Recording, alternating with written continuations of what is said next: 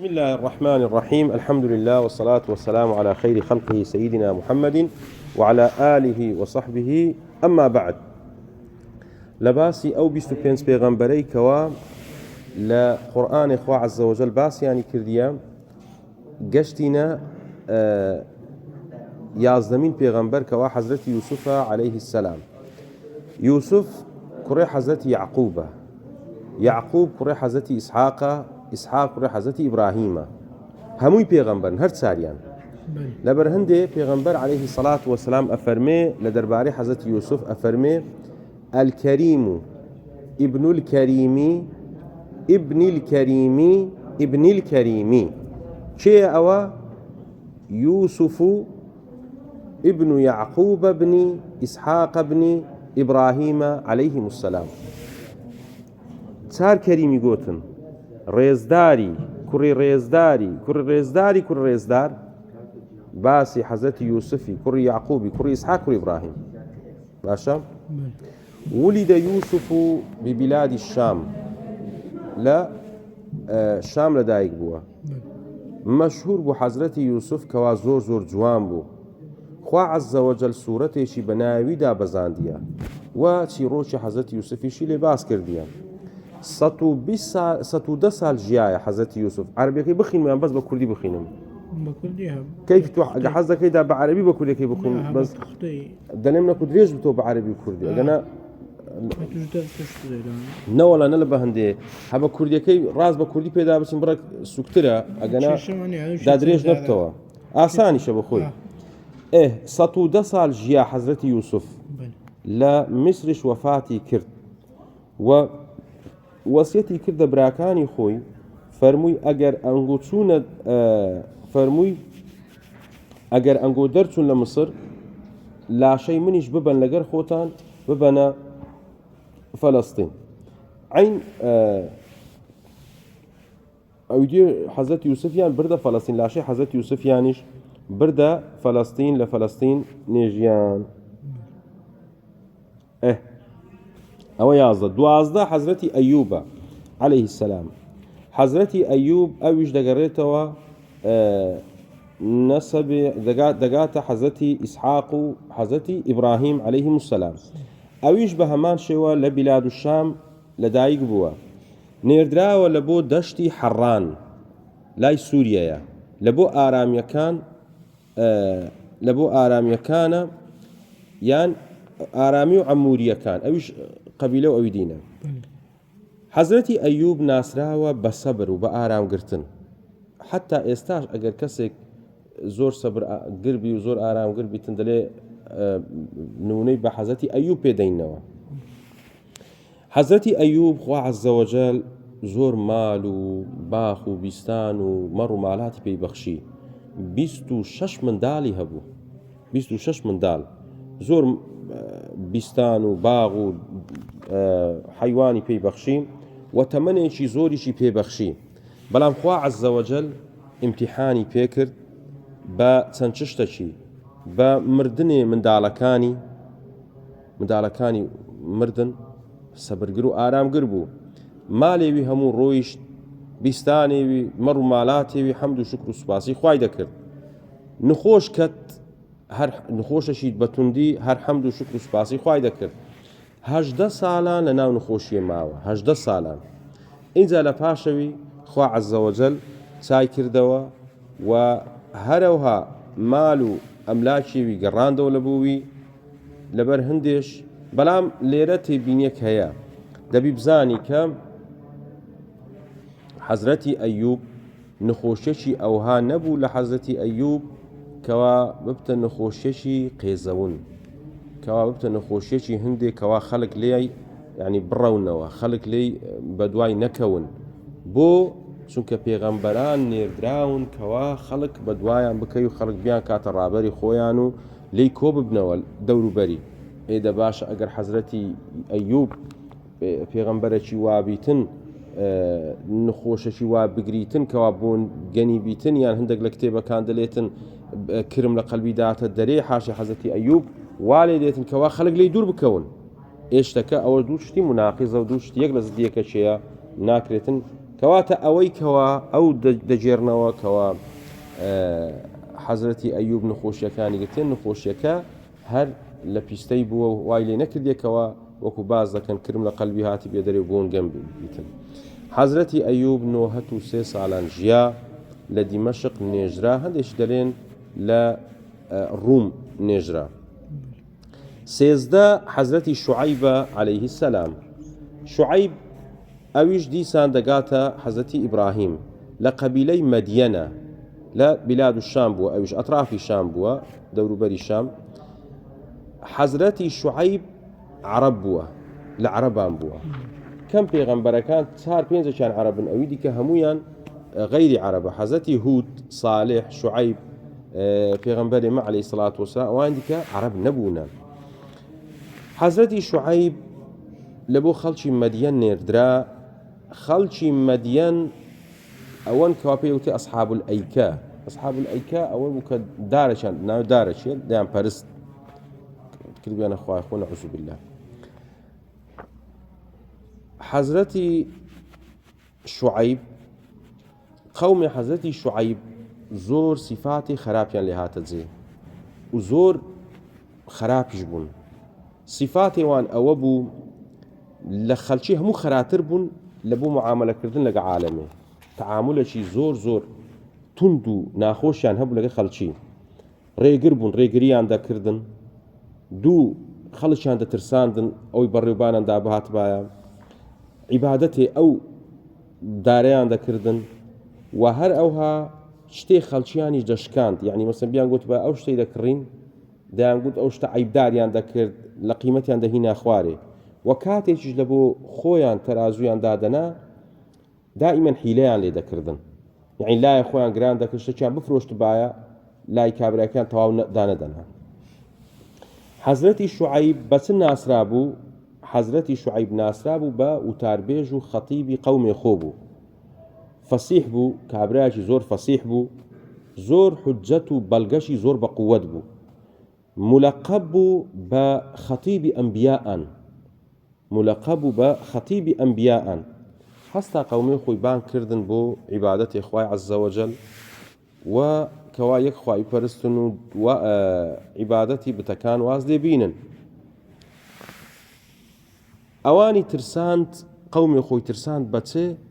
بەوەی کەوا ئاگادارتی خۆتان بن، عیبادەتی خوا بکەن و خوا بپەرستن بەبێ شەریکاتی، ئەگەر نەوەک خوا عەزە وەجەل وەکو قەومێ لووتیتان لێ بکاتن عەلەیهی سەلام. دیارە لێک نێزیک بوونە، شوێنیان لێک نێزیک بوونە، هەموو جار دەیگوتەوان عیبادەتی خوا بکەن، خوای پەرستن، ئەگەر نا وەکو قەومێ لووتیتان لێ دێتن.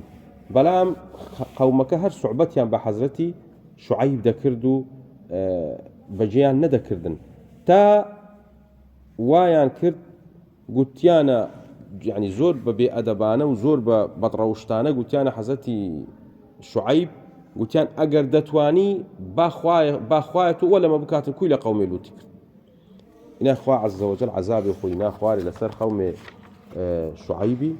عەزابەکە بریتی بوو لەوەی 7 ڕۆژان زۆر گەرم بوو سەریان، 7 ڕۆژان گەرماتیەکی زۆر بە شیددەت هاتە سەریان. اینجا لە پاش ئەو 7 ڕۆژەی ئەو گەرماتی خوا عەزە وەجەل هەورێکی هەنارد. هەور ئەو قەومە وایان زانی ئەو هەورە لە بۆ هەندی هاتیدا بە فریای وان بکەویت و لەو گەرمایی خەلاسیان بکاتن. هاتنە بن هەورەکەی، لە بن هەورەکەی خوا عەزە وەجەل عەردی هەژاند و عەردی زیلزالی دروست کردن. اینجا خوا عەزە وەجەل بارانێکی باراند لە ئاگری لەسەریان باراند و هەموویانی دەنگێکی بەرزی شاتەوە لە ئاسمانێ، هەموویانی کوشت. وفاتی حەزرەتی شوعەیب پاش حەزرەتی یوسف بووە، پاش حەزرەتی یوسف پێشی حەزرەتی موسا بووە، هەندێک دەڵێن لە زمانی حەزرەتی موسا بووە. ئەوە سێزدە. یە چاردەمین حەزرەتی هارون، ئەو 25 پێغەمبەرەی کەوا لە قورئانی باس کرایە، چاردەمین کێیە؟ حەزرەتی هارونە عەلەیهی سەلام کە برایە حەزرەتی موسایە عەلەیهی سەلام. حەزرەتی هارون لە مصر لەدایک بوو لە ساڵی عەفو، عام العەفو. معنای چی عام العەفو؟ فرعونی لەعین کە گەورەی مصر بوو ساڵێکی دانا بۆ عەفو ساڵێک کوشتن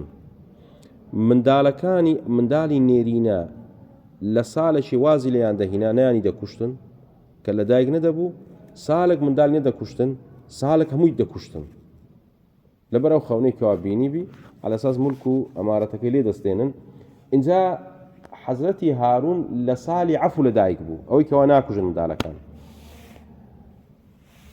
باش حەزرەتی هارون نێردرایە لە بۆ چێ لە بۆ بەنی ئیسرائیلیان و حەزرەتی هارون گەورەترە لە حەزرەتی موسا بە تەمەن حەزرەتی موسا بە پلەپایە حەزرەتی موسا گەورەترە چونکە حەزرەتی موسا لە ئولو العەزمە ئولو العەزم ئەو پێغەمبەرانەی کەوا تێکوشان و سەبر و تەحەمولیان کردیە لەسەر قەومێ خۆ حەزرەتی موسا لە ئولو العەزمە بەڵام حەزرەتی هارون ئولو العەزم نییە حەزرەتی هارون گەورەترە بە تەمەن لە حەزرەتی موسا بە 3 ساڵان حەزرەتی هارون بە چ ناسرا بوو بە زمانێکی زۆر فەسیح و تەلیقی هەبوو زمانێکی زۆر وازحی هەبوو و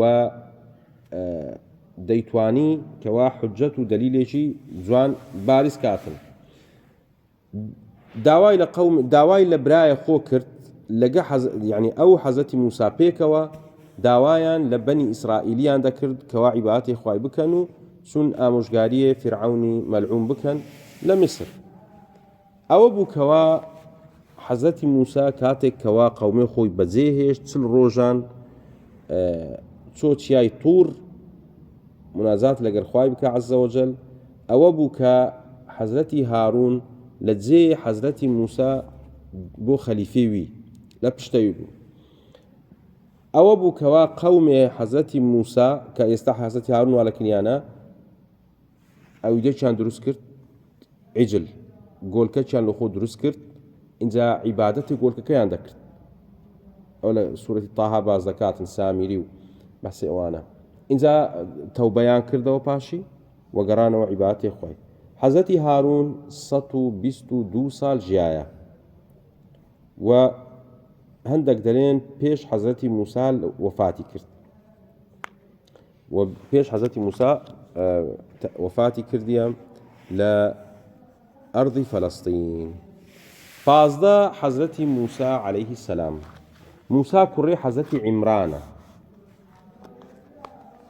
ئەویش دەگاتە نەسەبی دەگاتە حەزرەتی یعقوب عەلەیه السەلام حەزرەتی موسا لە میسر لە دایک دەبیتن حەزرەتی موسا کە برایە حەزرەتی هارون بوو لە مصر لە دایک دەبیتن لە عام القتل حەزرەتی هارون لە عام العەفو لە دایک بوو موسا عام القتل لە دایک دەبیتن ئەوە بوو کەوا موسا فرعون دای نابوو ئەو سالی ئەوان بکوژیتن منداڵان بکوژیتن داشی حەزرەتی موسا کە حەزرەتی موسای لە دایک بوو هەستا لە ترسان خێرا کردیە ناو خوا طبعا ئیلهامی لۆی هەنار وەحی لۆی هەنار کردیە ناو دارەکی و دارەکەی سندوقەکەی جوان قیر کرد و جوان چای کرد کە ئاو نێتە ناو دارەکەی و حەزرەتی موسای کردە ناو دارەکەی و بەناو ڕووبارێ نیلی لە ناو ڕووبارێ نیلی دانا و دایکی حەزرەتی موسا گوتیە خوشکێ خۆ گوتی ئەتوو چاو لە ئەو سندوقەی بکە بزانم چ لێ دێتن بزانین حەزرەتی موسا وا لە ناوە بزانین چ لێ دێتن دەستە چێن دەرێ قەدەری خوای وا بوو ئەو سندوقە دەچیتە دەو کەناری ئەو ڕووبارەی دەچیتە پێش مالێ فرعونی دیارە ماڵی فرعونی لەسەر ئاوێ بووە کە دەچیتە پێش ماڵی فرعونی ئاسیەی کچی مزاحم عەلەیه السەلام ئاسیە خێزانێ فرعونی بوو یەکێکە لەو 4 ژنانەی کەوا خوا عەزە وەجەل پلە و پایە و مەرتەبەیوانی زۆر گەورە کردیە پێغەمبەر عەلەیهی سەڵات وەسەلام ئەفەرمێ یا ئەنەس حەسبوکە من نیساء العالەمینە 4 ئەفەرمێ 4 ئافرەت هەنە گەشتیتنە لوتگەی ئەخلاق و ئەدەب و عیفەت و نەقاوەت و طوهر و یەکێک لەوان حەزرەتی مەریەمە دووەمیان حەزرەتی ئاسیەیە سێمیان حەزرەتی خەدیجە چارەمی حەزرەتی فاتیمە ڕزابینی خۆیان لێبیتن دەی حەزرەتی ئاسیا یەکێکە لەو پیاوە لەو ئافرەتە ماقولانە. اینجا کە چۆ مالێ ئاسیا ئەوەی نەبوو منداڵیان نەبوو هەستا گوتیە فرعونی ئەمە ئەوەی پەروەردە دەکەین و دەکەینە منداڵی خۆمان. ئەوە بوو کەوا حکمەتی خوای وا بوو فرعون عەفوەن حەزەتی موسا شیرێ هیچ ئافرەتێکی نەخواردەوە. ئینا بینیانەوە ئەویدێکیان لۆ بینیەوە دایکی پلکی حەزەتی موسای پلچێوی دیارە لە ناو قەسرێ دەهات و دەچوو گوتی ئەمن ڕێتان لۆ نیشان دەدەم یان یەکێکتان لۆ دەینم ئافرەتێکتان لۆ دەینم کەوا شیرێوی بخواتن. ئینا ئەوە بوو ڕاست دایکی حەزرەتی موسای هینە. حەزەتی موسا گەیشتەوە دایکی خۆ یان بڵین دایکەکە گەیشتەوە کوڕێ خۆ شیری دایە و تەواو. حەزەتی موسا ژیا 120 ساڵ تەمەنی کرد. اینجا لە دوای حەزەتی هارون وەفاتی کرد لە سینا لە مصر نێژرا. 16 حەزرەتی یەسع ئەویش هەر دەگاتەوە حەزەتی یعقوب و حەزەتی یوسف. قەومی حەزرەتی یەسع چێە؟ ئارامینە، ئارامیەکان و بەن و ئیسرائیلەکانن عیبادەتێ سەنەمیان دەکرد. هەر ئەوانیش ئەو بەن و ئیسرائیلیانە یان ئەو قەومێوی کە ئارامینە عینی قەومی حەزەتی ئەلیاسن. ئێستا بەحث دەکەین حەزەتی ئەلیاسیش ڕقم 20 ئەگەیشتنی ئینشاءالله هەر قەومێوی بوون یان یەک قەوم بوون. یەسع لە پاش ئەلیاسی هات. حەزەتی یەسع لە دوای حەزەتی ئەلیاس دێتن و عین تەواوکەری دەعوەتی وی دەبیتن. تەواوکەری دەعوەتی حەزەتی ئەلیاس دەبیتن. حەزەتی یەسع و حەزەتی ئەلیاس ئەوە بوون کەوا بەردەوام بوون لە داواکردنی قەومی خۆ داوایان لێ دەکردن کەوا عیبادەتی خوای بکەیت تا ئاخیر وەفاتیان کرد. لە زەمانی حەزەتی یەسع زۆر موسیبەت و ڕووداوی زۆر گەورە هاتنە جێ. ئەوە بوو کەوا زۆر کەسی زاڵم و کەسی ستەمکار زۆر بەدەرکەتن. مەلیکەکانی ستەمکار زۆر بوون لەو سەردەمی. خوا عەزە وەجەل عەزابی زۆر سەختیشی بەسەر قەومەکەی حەزەتی یەسع داهینە پاش مردنی حەزەتی یەسع. لە پێش وەفاتی حەزەتی زەکەریا حەزەتی یەسع وەفاتی کرد، یعنی پێش حەزەتی زەکەریا وەفاتی کردیە. حەڤدەمین ذولکیفلە. ذولکیفل هەندێک دەلێن کوڕێ حەزرەتی ئەیوبە.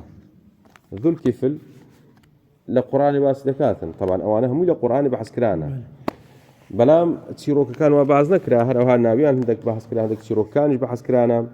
درێژترین چیرۆکی پێغەمبەران حەزەتی موسایە، لە هەمویان درێژتر بەحەسکرایە. دەی حەزرەتی ذولکیفل هەندێک گوتیان دەڵێن چێە؟ کوڕێ برایە حەزەتی ئەیوب بووە. لە شام لەدایک بووە، نیشتەجێ بووە لە دیمەشق و ژیانی لە شام بووە تا وەفاتیش دەکات لە شام. قەومێوی بەن و ئیسرائیلینە، هەندێک دەڵێن ئارامی و عەموریەکانن. لە دیمەشقیش وەفاتی کردێ و لەوێش نێژرایە. هەژدەمین حەزرەتی داوودە عەلەیه السەلام. حەزەتی داوود لە نەسلی یەهودای کوڕی یعقوبی کوڕی ئیسحاقە. لە شام لەدایک بووە، نێردراوە لەبوو بەنی ئیسرائیل لە فەلەستین. حەزەتی داوود مەشهورە لە قورئانی باز دەکاتن ئەفەرمێ وەئەلەننا لەهو الحەدید، ئاسنمان لە بۆی نەرم کردیە، کەواتە حەداد بووە. حەزەتی داوود حەداد بووە، درعی دروست دەکردن، قاپ و مەنجەل و شتانەی دروست دەکردن. یەکەم کەس بوو کەوا درعی دروست کرد لە ئاسنی. دەنگەشی زۆر زۆر خۆشیشی هەبوو و مولکەشی زۆر زۆریشی هەبوو. خوا عەزە وەجەل پێی بەخشی بوو پاش 40 ساڵەی، پاش ئەوەی کەوا تەمەنی بۆ 40 ساڵ خوا عەزە وەجەل مولکەشی زۆری پێبەخشی و خوا عەزە وەجەل کتێبیشی بەسەری داهینا. خواری ئەویش کەوا چ بوو؟ زەبوورە. زەبووری بەسەر ئینای نازل کردیە. کتێبەکەش زۆربەی دوعا و مناجاتە زەبوور. زەبور هەر بە تەواوکەری با بڵێن شەریعەتی موسایە عەلەیهی سەلام زۆری تەسبیحە و ئەو شتانەیە و تەسبیحات و ذکرە لەگەر حەزەتی داود باڵندە و چیا و تەسبیحاتیان دەکردن خوا عەزە وەجەل عەقل و حکمەتێکی زۆر زۆری دا بۆ حەزرەتی داود و فەصل الخیتابیشی داویە فەصل الخیتاب هەندێک دەڵێن ئەوە بوو کەوا جوان جوان دەیزانی کەوا تەمیز بەینێ حەق و باتڵی بکاتن. 19 حەزرەتی ئینجا تەمەنێویش ئاسانەوەنەوە تەمەنێویش مولکێوی 40 ساڵ ماوە اینجا وەفاتی کرد تەمەنێوی 77 بوو هەندێک دەڵێن 100 ساڵ بوو ئاسانەوە. حەزەتی سولەیمان کوڕی حەزەتی داودە هەردووچیان پێغەمبەرن هەردووچیان بەنی ئیسرائیلیان هاتینە لەبوو ولد بالشام وأرسل إلى بني إسرائيل بفلسطين و پێغەمبەر بوو هەم پێغەمبەر بوو هەم مەلیکیش بوو کەواتە پێغەمبەر بووە مەلیکیش بووە لە دوای بابێ خۆ هات حەزەتی داود هات ئەوجا حەزەتی سولەیمان لە دووی هاتن هەر امتدادێویش لەبوو امتدادی شەریعەتی حەزەتی موسایە عەلەیهیم السەلام. حەزەتی سولەیمان ناسرا بوو بە زەکاوەت و فتنەت و حکمەت و سیاسەتێکی زۆر جوان خوا عەزە وەجەل زمانێ تەیران و باڵندانی فێر کردبوون جنۆکەی لەگەر جنۆکەی قسەی دەکردن با لەگە موسەخەری بندەستێوی بوون تەیر و باڵندە موسەخەری بندەستێوی بوون هەمووی تاعیویان دەکردن. حەزرەتی سولەیمان ئەو بەیت المەقدسەی نۆژەن کردیتەوە یعنی نوێی کردیتەوە وەسیەتێ بابێوی بوو بابێوی حەزەتی داود دیارە گوتی بێ لەبەر هەندێ حەزەتی سولەیمان نوێی کردەوە. ئەو دیوارەش کەوا لە دەوروبەری بەیت المەقدس ئەویش دەڵێن حەزەتی سولەیمان دروستی کردیە. حەزەتی سولەیمان تەمەنی کەم بوو 52 ساڵ بوو و 40 ساڵیش مەلیک بووە دەرێ ماشەڵڵا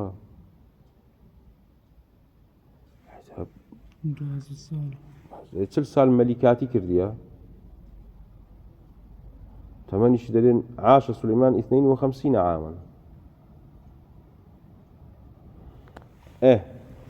لە بەیتەکەی دەلێتن وەطاها خاتم دع غەیە طاها ئیسمە ناوێکە لە ناوەکانی پێغەمبەری عەلەیهی سەڵات وەسەلام هەندێک دەلێن معناوی بەدرە هەندێک دەلێن معناوی شیفاء من كل داء هەندێک دەلێن معناوی مەطمع الشەفاعة للأمة يعني داواکاری تەمەعی شەفاعەتێ لە قیبەل ئومەتێ يعني ئومەتەکە داوای شەفاعەتی لێ دەکەن هەندێک ئەو معنایانیان لە تاها گرتیە فەرمووی خاتیمون هەم خاتیم دروستە و هەم خاتەمیش دروستە بەڵام لە ئیسمێ فاعیلەکەی بێ خاتیم ئەسەحترە والکەسر نە ئەسەحترە وینە مەشهورترە ئەشهەرترە.